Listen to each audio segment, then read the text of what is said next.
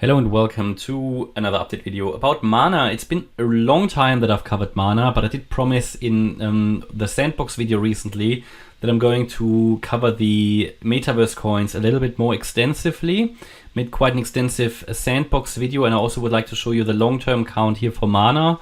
Then we take a look at the lower level wave count, because also here, like with Gala, we've seen some movement. We have seen massive impulsive structures, however only on the shorter time frame, so it's too early to say, you know, that a low is in or anything. But obviously in the current market conditions, when we see possible impulsive structures emerging, it's my job to follow that and to make you aware of the latest developments and to understand where we are in the process and where we could possibly call out a bear market low. Now it's way too early for that, I can promise you that, but it all starts in the small, on the smaller time frames. That's why I want to track this for you. Also, a lot of people had asked for an update about Mana, you know, so we take a look at that. Higher time frame wise, I consider that move up in November, December 21 as a larger wave 1, and that we're now coming down in wave 2. We moved up in this wave 1, and I want to pick the high. We want to talk about the next all-time high target, just to give you a guideline, not to necessarily say we definitely have to go there, but as a guideline. And then off the most recent low, I mean, this can still go lower, yeah, but certainly if we talk about targets for the next all-time high for the wave 3, we'd be looking for at least $10 if we recover, which is not a given with any of these coins, because we had a lot of coins die in bear markets. But if we talk about, yes, it will recover, and then we get to a new all-time high, the very first significant target we're looking for, if you imagine this was a wave 1, this a wave 2, the wave 3 should take us to at least $10. We would then get to a wave 4 and a wave 5 up. That wave 5 should take us into the region around $14.70, maybe $15, possibly all the way up to 16.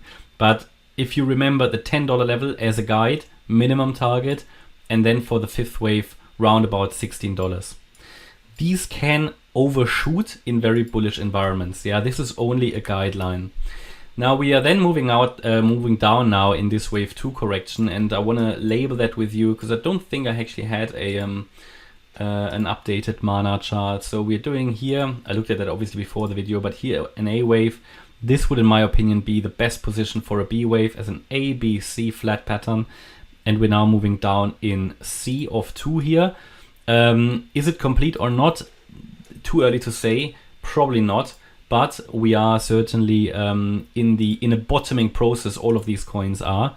So I would consider this move down in a wave 1 here back in Feb, then a wave 2, this as a wave 3, then we moved up in a 4, and we're now coming down in the last wave, basically a wave 5.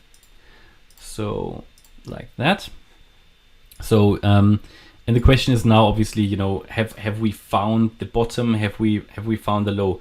We are going to zoom in now. Let's go to the 4-hour chart, and then we can label that with a little bit more detail here.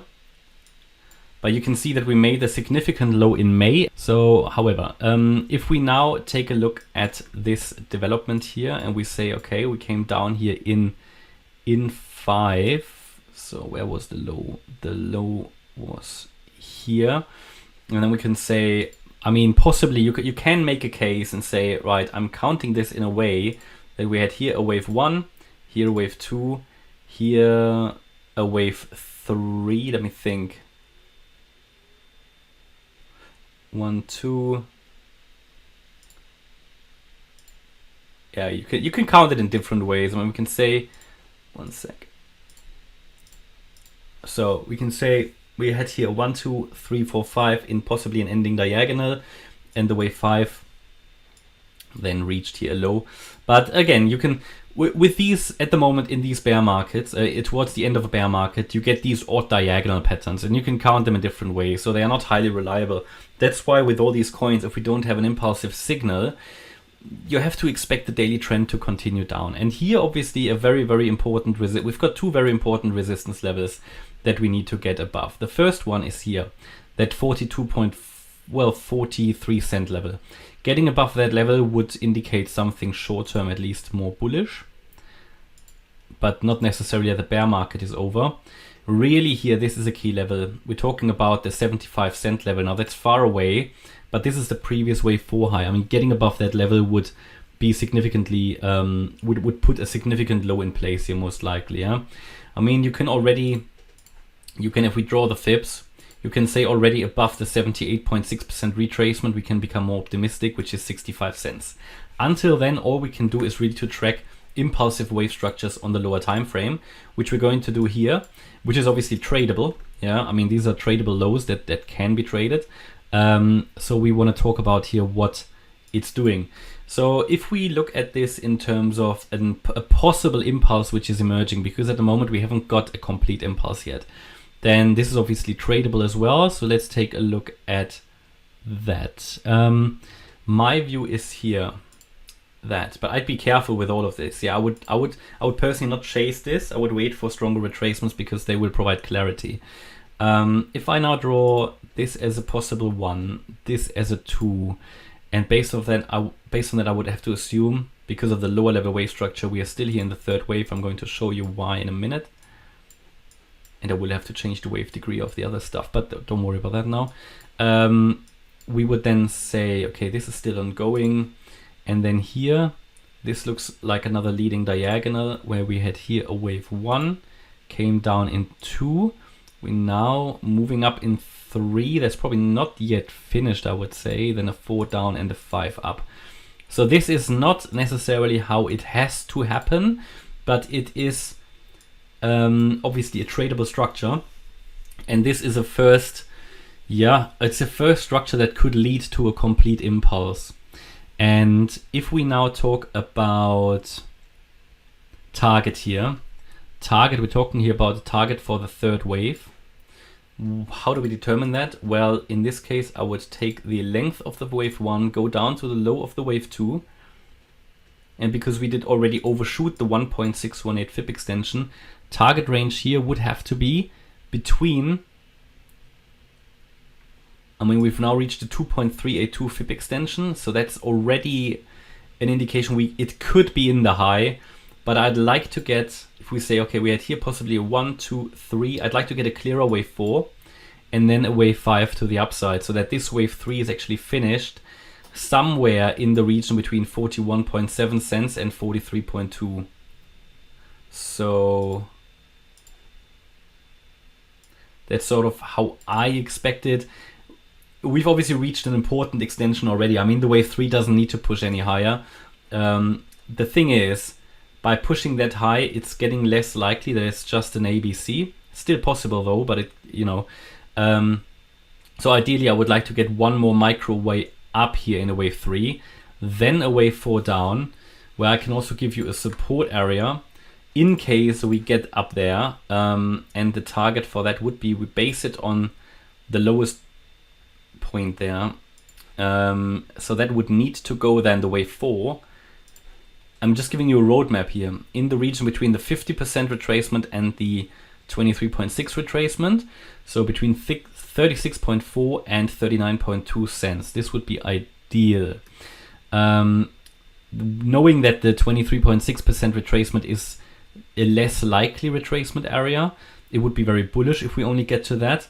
And the 38.2 is the more common one, and the 50% basically the maximum it should do. If it breaks down from there, it's most likely just an ABC and we're breaking down again. So this is sort of the threshold level, 36.4 cents. If we really go higher in this target, I would have to shift this up a little bit, but I'm not doing that yet. But this is sort of the roadmap. Need to pay close attention here. If we already get into this deeper in this green area now, then it indicates that the wave 3 is already finished. This is a bit unclear, but primarily I would expect still one more push here to the upside in an ideal world. Then we would come down, move up, and this is how it should emerge if we really develop an impulse. But bear in mind, this is still very early days. I'm a bit skeptical. This could also still obviously break down.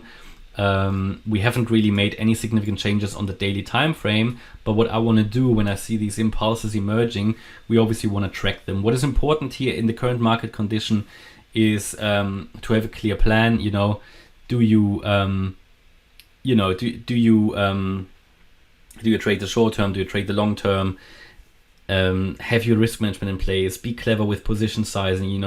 Don't chase this aggressively yet, because this is really the very first, sort of the very first few days of green candles that we've seen in a while. But I know how easy it is to get too bullish, and then when you think it can't go down anymore, that's when it happens. So just take it level by level, follow the key fib levels, be clever with position sizing, maybe take some profits along the way, move up your stop losses if you're actively trading this, and that's sort of all you can do really. But I think at the moment it's still very, very risky overall range in which we are, because there is still so much downside pressure. So all we see at the moment is a couple of days of green candles.